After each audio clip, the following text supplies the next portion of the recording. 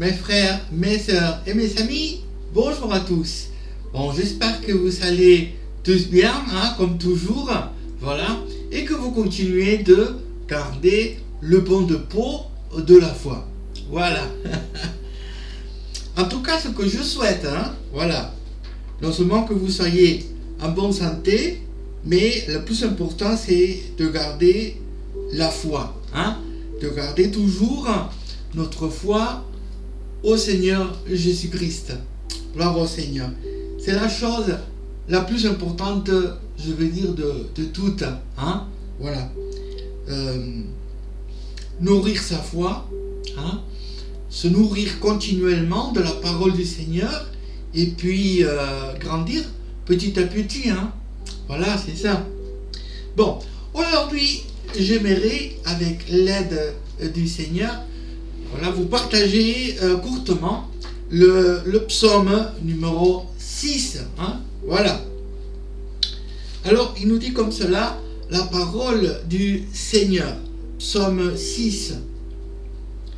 Au chef de chantre, avec instrument à cordes, sur l'harpe à 8 cordes, psaume de David. Éternel, ne me punis pas dans ta colère, et ne me châtie pas dans ta fureur. Aie pitié de moi, Éternel, car je suis sans force. Guéris-moi, Éternel, car mes os sont tremblants. Mon âme est toute troublée. Et toi, Éternel, jusqu'à 5 ans. Reviens, Éternel, délivre mon âme. Sauve-moi à cause de ta miséricorde. Car celui qui meurt n'a plus ton souvenir. Qui te louera dans le séjour des morts. Je m'épuise à force de gémir. Chaque nuit, ma couche est baignée de mes larmes. Mon lit est arrosé de mes pleurs. J'ai le visage usé par le chagrin. Tous ceux qui me persécutent le font vieillir. Éloignez-vous de moi, vous tous qui faites le mal, car l'Éternel entend la voix de mes larmes. L'Éternel exauce mes supplications. L'Éternel accueille ma prière. Tous mes ennemis sont confondus. C'est si d'épouvante. Ils reculent, soudain, couverts de honte. Gloire au Seigneur Jésus-Christ. Amen. Il y a, bien entendu, pas mal de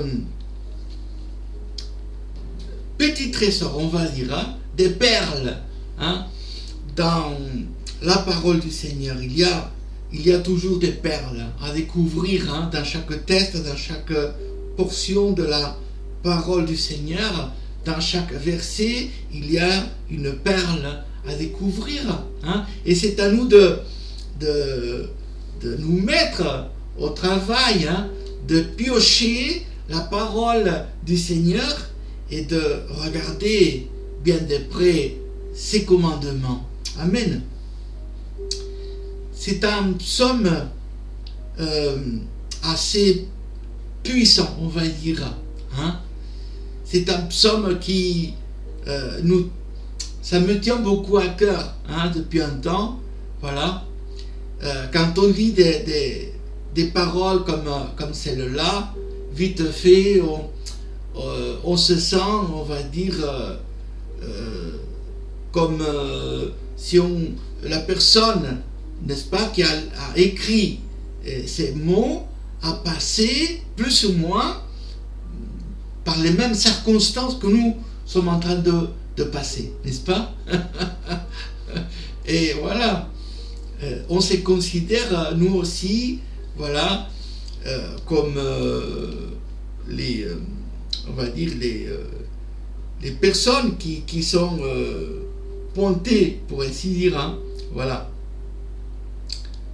C'est quelque chose de merveilleux et des grands. La parole du Seigneur nous saisit, hein. Voilà. On se sent vite concerné, hein. Ça me regarde ça. Ça parle de moi.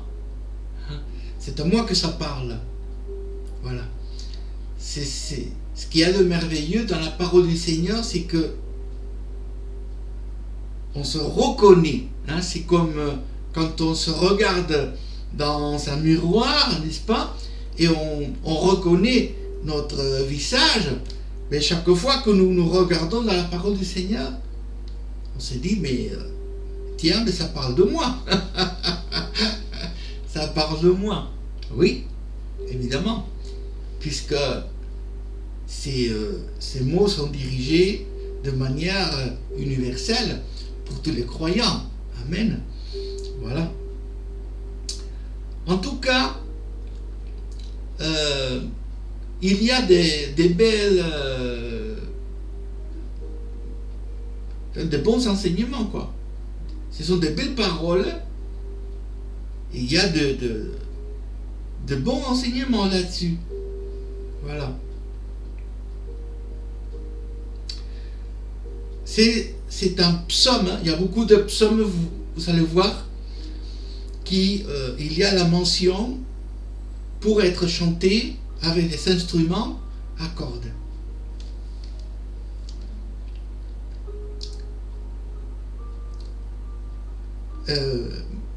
Moi, je suis musicien, hein, je ne suis pas professionnel, mais je suis musicien, hein, depuis ma jeunesse.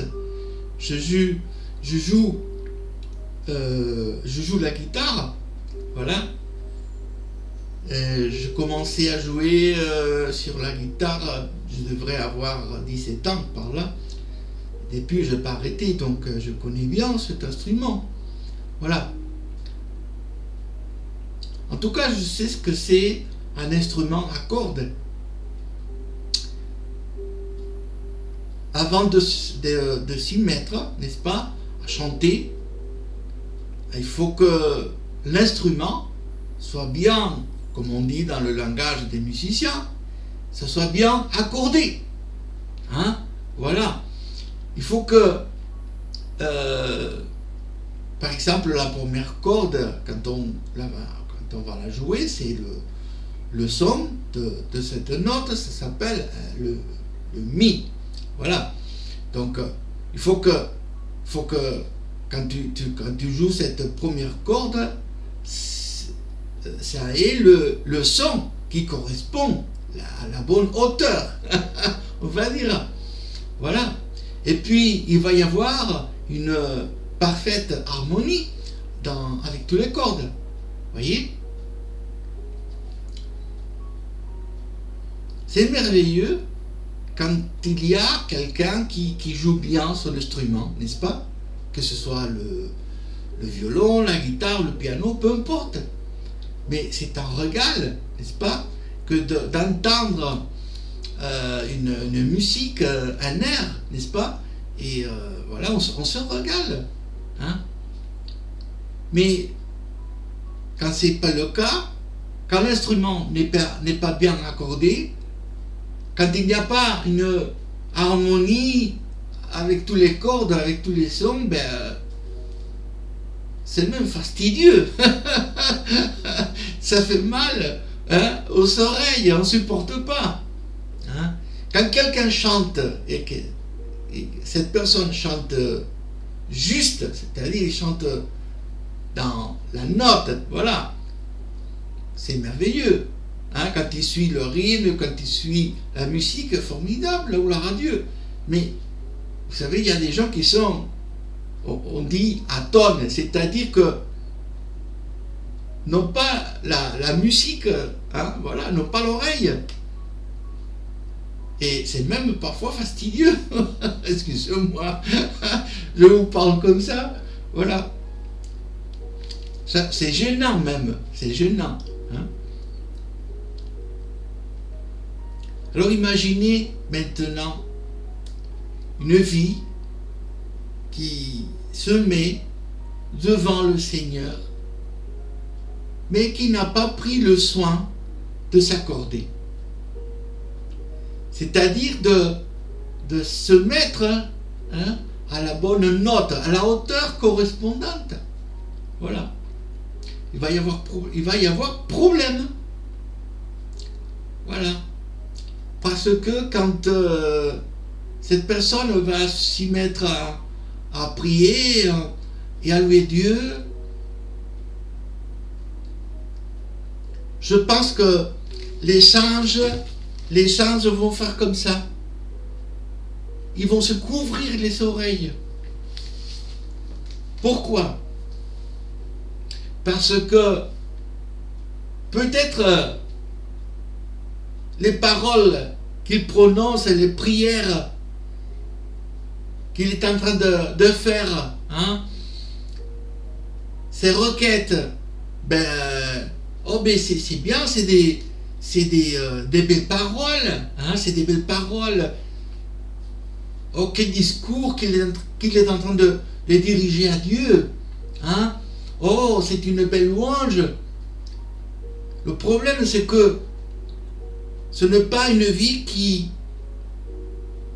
ce n'est pas quelqu'un qui vit, on va dire, qui vit correctement, accordé à la parole du Seigneur. Alors il peut, bien sûr, il peut prier, il peut faire ses requêtes devant le Seigneur, il peut bien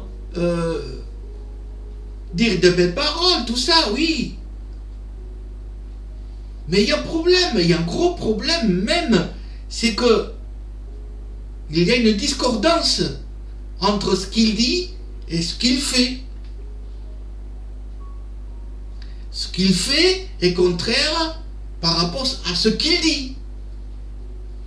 Il n'y a pas un accord. Et la première chose que nous voyons dans ce psaume, c'est que c'était un psaume qu'il fallait jouer avec l'harpe, avec un instrument à cordes, à 8 cordes précises. Faut pas rêver. Soit on est bien accordé avec la parole du Seigneur et la prière passe. Soit on est mal accordé. On n'a pas pris soin de notre instrument, et les anges du Seigneur, quand ils entendent cette prière, ils doivent se couvrir les oreilles parce que ça gêne. Je pense même que les anges du Seigneur sont gênés d'entendre certaines paroles, certaines prières même. Voilà. Tout simplement. Mais nous nous trouvons devant une prière qui a été faite avec soin. La personne a pris le soin de s'accorder avec le Seigneur.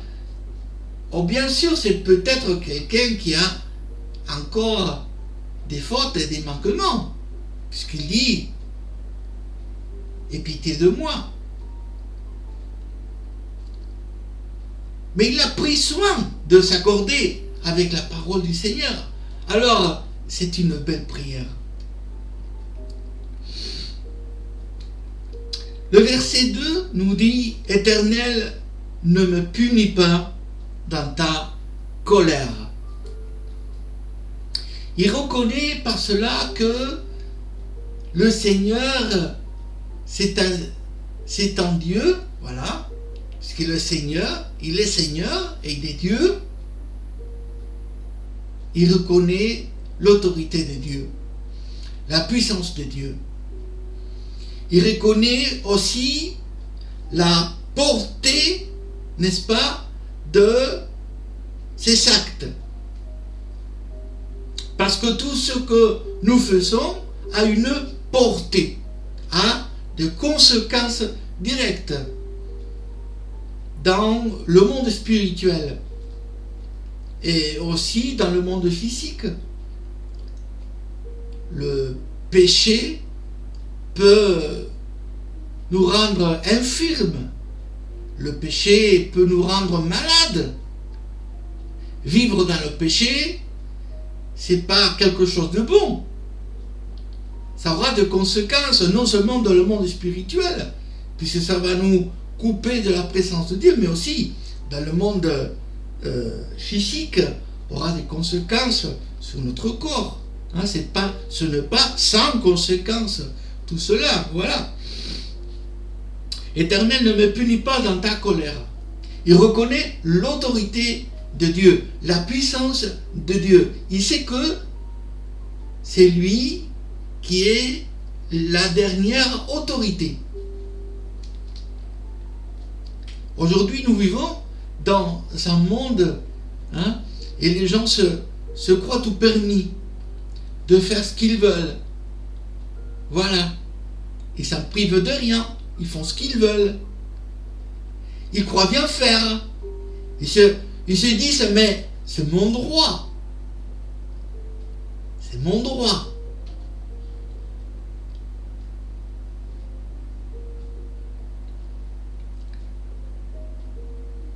Donc l'autorité divine est oubliée. Cette autorité des dieux est complètement mise de côté. Pour eux, ça n'existe pas. Et pour certaines personnes qui fréquentent l'église, on dirait que c'est un peu la même chose. Parce que depuis un temps, on voit dans les églises le même comportement, les gens font ce qu'ils veulent. Malheureux quand même. Éternel, ne me punis pas dans ta colère. Ne me châtie pas dans ta fureur. Il dit au verset 3, aie pitié de moi. Aie pitié de moi, Éternel, car je suis sans force. Qu'il est bon de dire au Seigneur, aie pitié de moi, Seigneur. Je reconnais que je me suis trompé. Je suis allé beaucoup trop loin. Et je me rends compte que je me suis éloigné de toi, Seigneur. Alors il est vraiment le moment de faire demi-tour et de se diriger tout droit vers les bras du Seigneur. Le Seigneur est avec les bras grands ouverts pour nous recevoir aujourd'hui. C'est ça, l'amour du Seigneur. Alléluia. Aie pitié de moi, Éternel, car je suis sans force.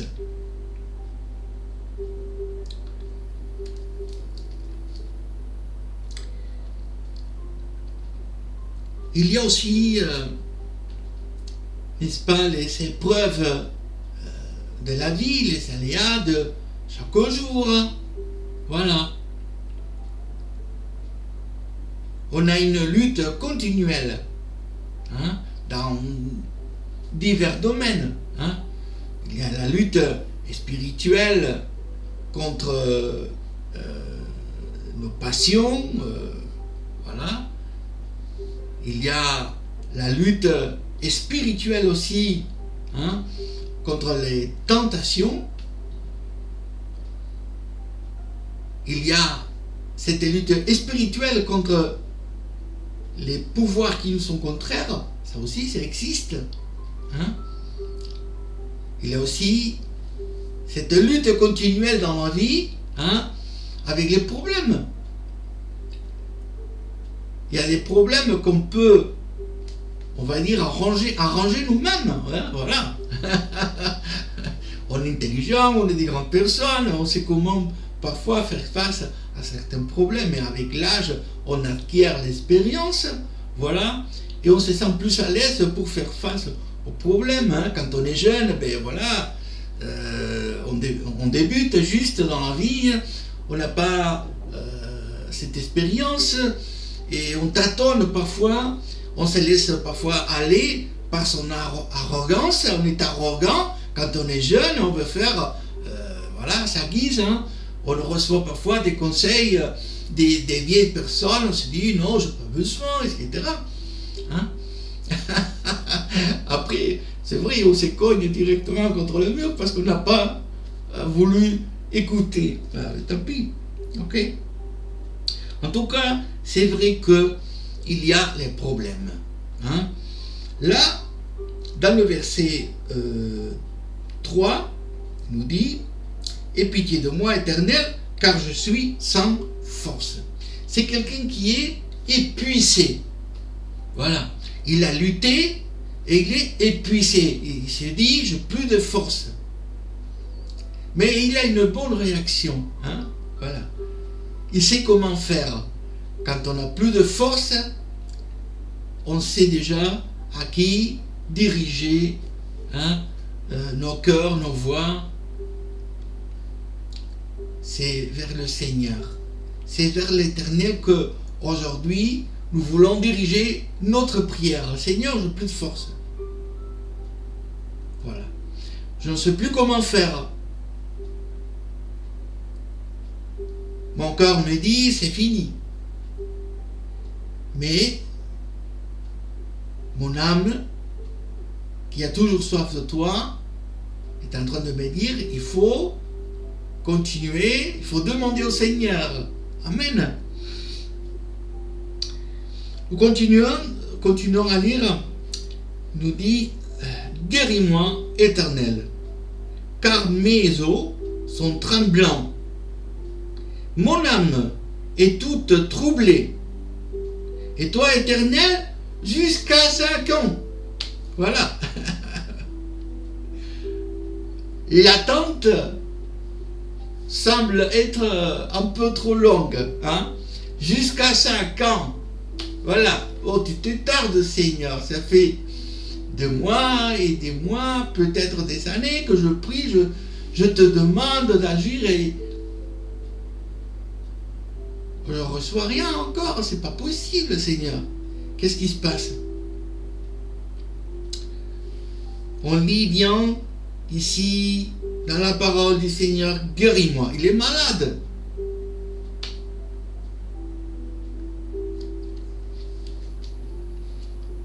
Les problèmes peuvent nous rendre malades. Voilà. Les soucis de la vie, hein?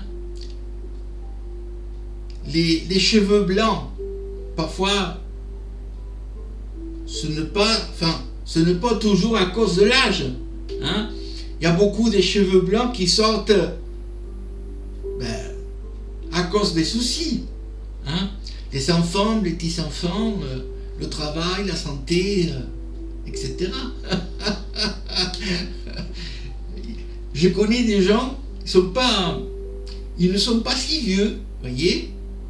Ils sont quand même, on va dire, encore jeunes, et ils ont tous les cheveux complètement blancs. Ils sont devenus, voilà, tous ces cheveux sont devenus blancs. C'est pas l'âge, c'est les soucis, c'est les tracas, c'est les angoisses, c'est les nuits, hein, sans pouvoir fermer l'œil de la nuit. C'est parce qu'il y a beaucoup de soucis. Et aujourd'hui, le Seigneur, qu'est-ce qu'il veut? Aujourd'hui, le Seigneur veut nous apporter la tranquillité, la paix. Aujourd'hui, le Seigneur veut prendre soin de nous. Il veut prendre charge. Il veut nous prendre en charge. C'est-à-dire qu'il va nous décharger. Il va prendre nos charges. Donc il va nous décharger. Gloire au Seigneur. Aujourd'hui, Seigneur, je te laisse mon problème, je te laisse ma charge. Je ne sais plus comment faire. Je n'ai pas les moyens pour changer la situation, mais je me remets à toi, Seigneur. Et je te prie de tout mon cœur, de toute mon âme, Seigneur, qu'aujourd'hui, tu fasses tout le nécessaire pour révertir la situation, Seigneur. Tu vas changer le deuil en allégresse. Amen. Gloire au Seigneur. À partir du verset 5, on continue à lire. Reviens, Éternel, délivre mon âme.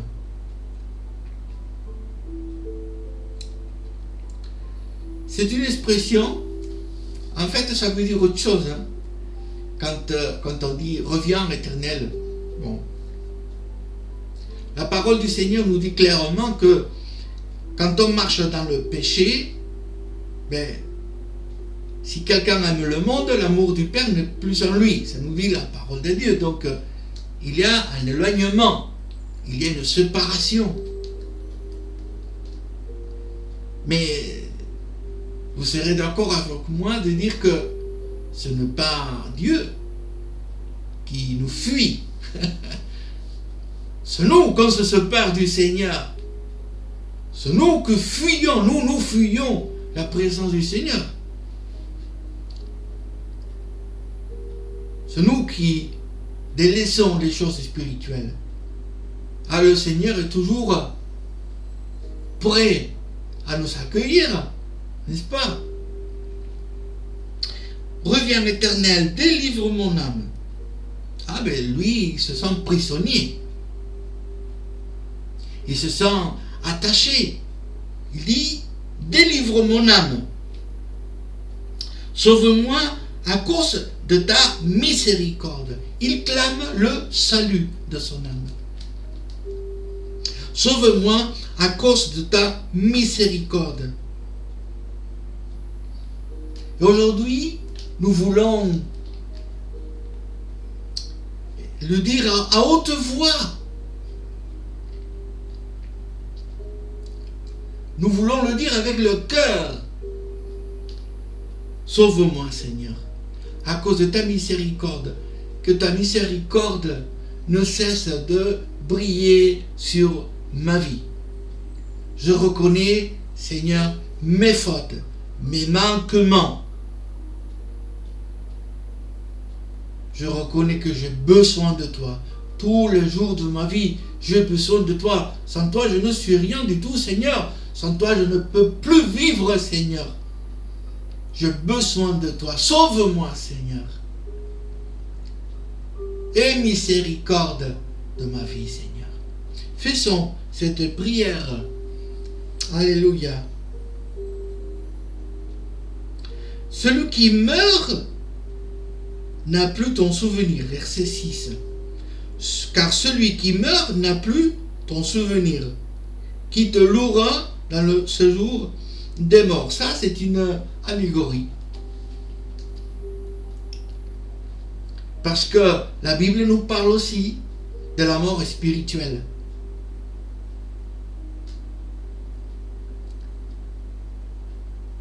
Parfois, quand tu marches dans la rue, il y a plein de gens. Si tu habites dans une grande ville, notamment, tu vas voir, il y a plein de gens. Il y a beaucoup de gens qui sont de zombies, c'est-à-dire des gens qui sont morts spirituellement, qui n'ont pas des contacts avec le Seigneur. Il n'y a pas la vie spirituelle.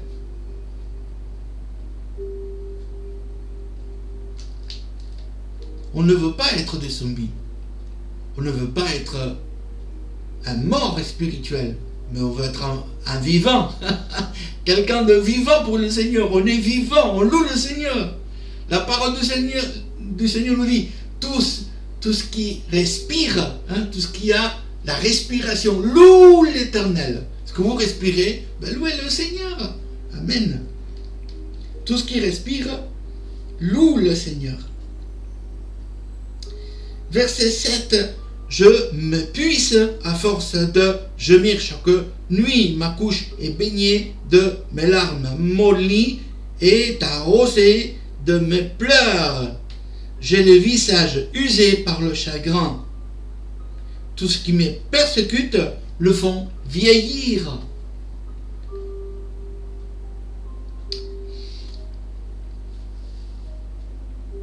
Nous savons aujourd'hui plus besoin que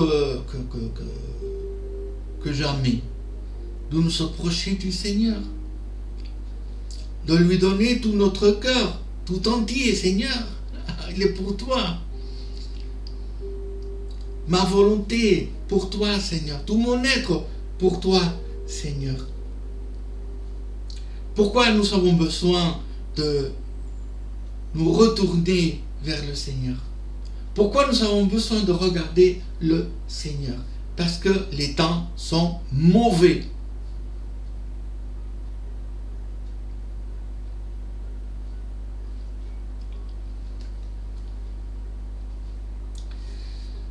Il y a tellement des problèmes et des soucis qui nous tracassent. Et sûrement cela vous est arrivé déjà d'aller à l'église, hein, n'est-ce pas? Et d'avoir ce sentiment comme si les gens ne vous connaîtraient pas réellement. Peut-être on vous parlait même avec le pasteur, voilà. Peut-être vous êtes allé même chez le pasteur. Et vous avez cette impression, voilà. Ces gens-là ne me connaissent pas réellement, ne connaissent pas mes souffrances. Ils ne savent pas de quoi je souffre.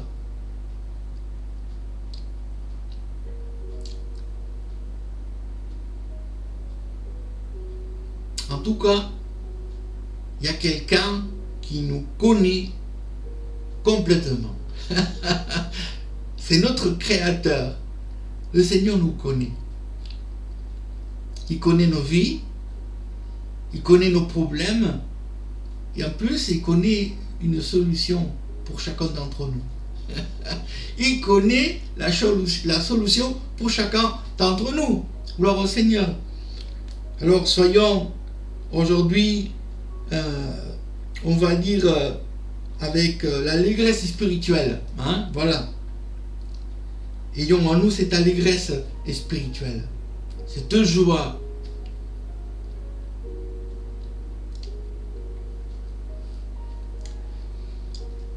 Vous savez que au long de notre cheminement avec le Seigneur, on a dû déjà faire cette expérience de pleurer le soir, voilà, et de ne pas trouver consolation jusqu'au moment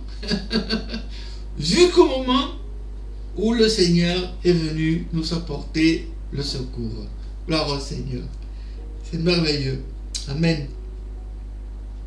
À partir du verset 9, éloignez-vous de moi. Hein, voilà. Maintenant, il parle avec autorité. Celui qui fait la prière, il parle maintenant avec autorité. Pourquoi? Parce que il a été visité par la puissance du Saint-Esprit. Le Seigneur Jésus a agi directement dans sa vie. Et maintenant, quand il y a, vous savez, un jour, le Seigneur a dit qu'il m'a touché. Les apôtres disaient, mais Seigneur, mais tout le monde te bouscule, voilà, il y a une grande foule, il y a beaucoup de gens, et toi tu demandes qui m'a touché.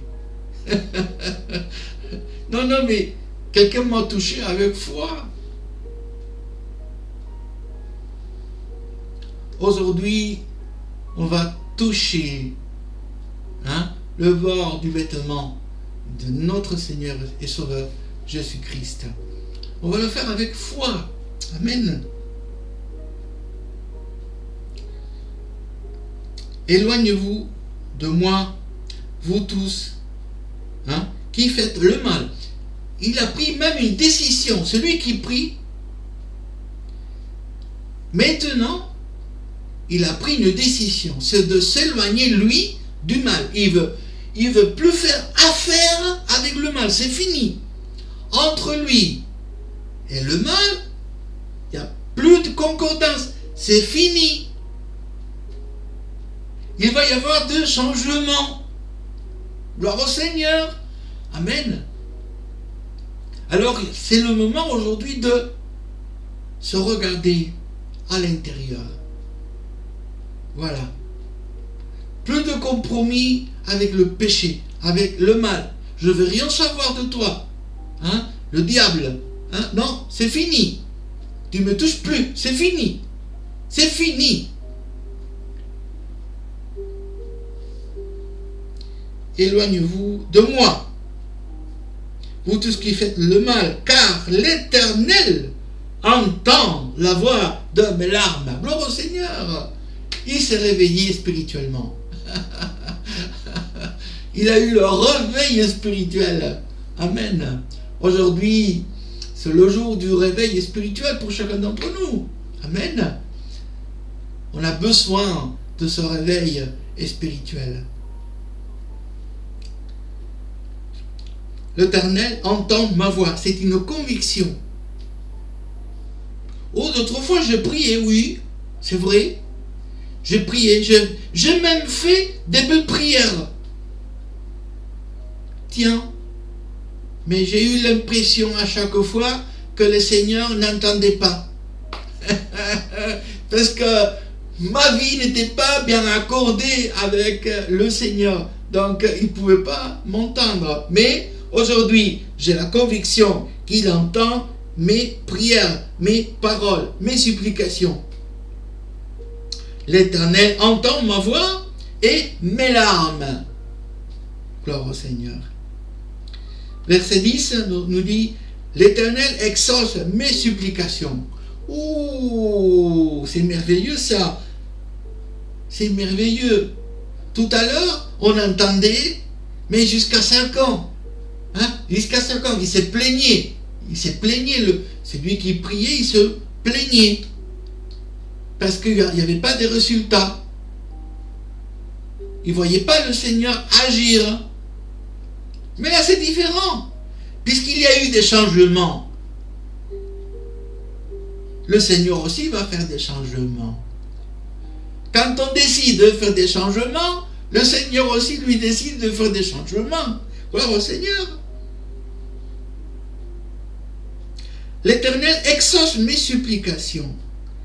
L'Éternel accueille ma prière. Oh, que c'est merveilleux. Gloire au Seigneur. Il a la conviction que sa prière est accueillie directement dans la présence du Seigneur. Alléluia. Il n'y a plus de doute. Hein? Il n'y a plus de doute. Tous mes ennemis sont confondus, saisis d'épouvante, ils reculent. Gloire à Dieu. Gloire à Dieu.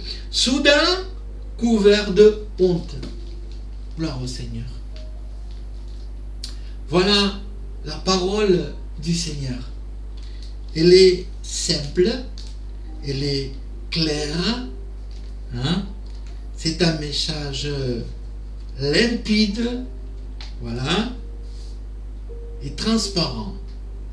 On ne peut pas dire, je n'ai pas saisi le sens, je n'ai pas bien compris la parole du Seigneur. Non, la parole du Seigneur, elle est bien claire aujourd'hui pour chacun d'entre nous. Il y a quelques jours, j'ai fait aussi un enregistrement. Je l'ai fait en espagnol. C'est un enregistrement. C'était un autre sujet, mais j'ai dit aussi que le Seigneur nous parle de manière claire. Et de toute façon, on n'a pas besoin des grands discours pour se convertir, pour donner son cœur au Seigneur. Pour continuer d'aller de l'avant, on n'a pas besoin des grands discours. Il y en a qui ont besoin d'un discours, d'un beau discours, chaque dimanche, chaque fois qu'ils vont à l'église, ils ont besoin d'un discours, n'est-ce pas, pour reprendre les forces, allez. Et après, ils peinent toute la semaine, ils rament toute la semaine, hein, jusqu'au dimanche. Hein? le dimanche, ils reprennent le souffle. Hein. Et c'est ainsi, hein, durant toute leur vie spirituelle. C'est pas bon. C'est pas bon ça. Il y a des gens qui ont besoin de ce type de messages, d'encouragement toujours et toujours. Il faut les encourager, il faut les pousser, sinon ils n'avancent pas. Et pourtant, la parole du Seigneur, on a besoin que ça. On a besoin que de la bonne parole du Seigneur. Elle nous donne des conseils simples. Amen. Aujourd'hui, nous pouvons reposer sur la parole du Seigneur. Amen. Je crois que beaucoup d'entre vous, aujourd'hui, vont dormir beaucoup mieux. Hein? Voilà. Gloire au Seigneur. En tout cas, je le désire. Hein? Voilà. Répentez-vous devant le Seigneur. Sincèrement. Priez. Demandez pardon au Seigneur. Revenez à l'Éternel. Hein? Recherchez encore le renouveau pour votre vie. Amen. Bon, ben voilà, mes frères et mes sœurs, ce que j'avais à vous partager. J'espère de tout mon cœur que ces quelques mots vous auront fait du bien. Voilà. En tout cas, je vous remercie de m'avoir entendu. Que le Seigneur vous bénisse abondamment et on se retrouve prochainement. Amen.